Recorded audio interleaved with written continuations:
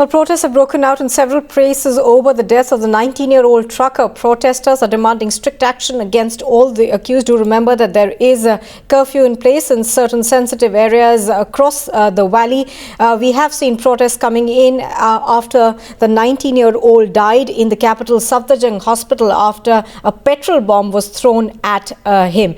At the moment, of course, political leaders are asking for peace and calm, but the situation continues to remain volatile in Jammu and Kashmir. What we are learning now is that protests have been seen in select pockets across the state.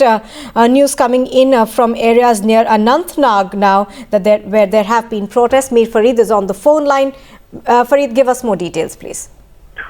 Yes, in spite of the curfew-like restrictions that have been imposed in many parts of Anantnag, especially Botengu, which is, of course, the native area of Zahid, the 24-year-old who, of course, died of burn injuries when his truck was attacked in Udhampur.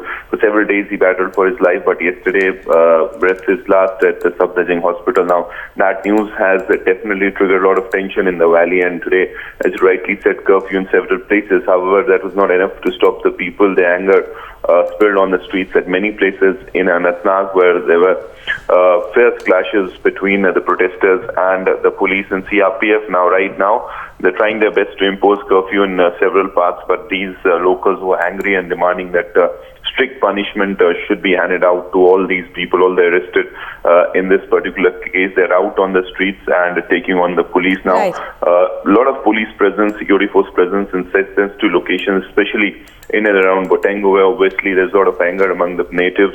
And as soon as the dead body of Zahid arrived yesterday, there were protests, and this morning as well.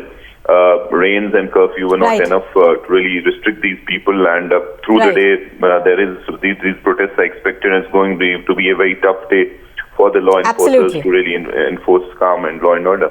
As you're pointing out, Farid, the situation continues to remain tense. Thank you for that update.